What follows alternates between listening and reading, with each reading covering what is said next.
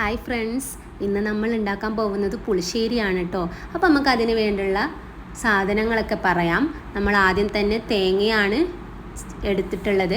അതിനുശേഷം നമ്മളെ വീട്ടിൽ തന്നെ ഉണ്ടാക്കിയിട്ടുള്ള കറിവേപ്പില എടുത്തു. നമ്മൾ സാധാരണ വീട്ടിൽ തന്നെയാണ് കേട്ടോ കറിവേപ്പില എടുക്കാറുള്ളത്. അതിനുശേഷം ഒരു മിക്സിയുടെ ജാർ എടുത്ത് അതിലേക്ക് തേങ്ങ, അതുപോലെ തന്നെ 2 പച്ചമുളക്, അതുപോലെ തന്നെ 2 വെളുത്തുള്ളി, പിന്നെ നമ്മുടെ ഇവിടെ പൊടിച്ച് വെച്ചിട്ടുള്ള ജീരകപ്പൊടിയാണ് ഇട്ട് കൊടുത്തിട്ടുള്ളത്. നമ്മൾ ഓൾറെഡി ഇവിടെ പൊടിച്ച് വെച്ചത് കൊണ്ടാണ് അത് ഇട്ട് കൊടുത്തിട്ടുള്ളത്. പിന്നെ അതിലേക്ക് കുറച്ച് മഞ്ഞൾപ്പൊടിയും പിന്നെ നമ്മൾ ആവശ്യത്തിനുള്ള വെള്ളവും കൂടി ഒഴിച്ച് കൊടുക്കുക.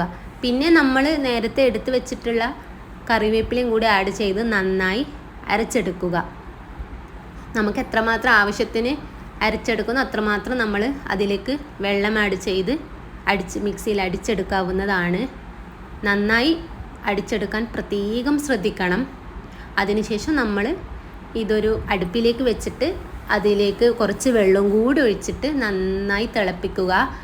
അതിനാവശ്യമുള്ള ഉപ്പും നമ്മൾ ഒഴിച്ചു കൊടുക്കുക. തിളച്ചതിന് ശേഷം പ്രത്യേകം ശ്രദ്ധിക്കണം, തണിഞ്ഞതിന് ശേഷം മാത്രമേ അതിലേക്ക് നമുക്ക് തൈര് ആഡ് ചെയ്യാൻ പറ്റുള്ളൂ. അതും ബീറ്റ് ചെയ്ത തൈരായിരിക്കണം നമ്മൾ ആഡ് ചെയ്യേണ്ടത്. ചൂട് കുറച്ച് കുറഞ്ഞതിന് ശേഷം ഒഴിച്ചു കൊടുക്കുക തൈര്.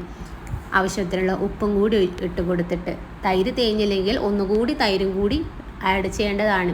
അതിനുശേഷം ഒരു ചീനച്ചട്ടി അടുപ്പിൽ വെച്ചിട്ട് അതിലേക്ക് കടുക്, ആവശ്യത്തിനുള്ള ഉലുവ, കായം, അതുപോലെ തന്നെ മുളക്, കുറച്ച് കറിവേപ്പില, പിന്നെ മുളക് പൊടിയും കൂടി ആഡ് ചെയ്തിട്ടുണ്ട് കേട്ടോ.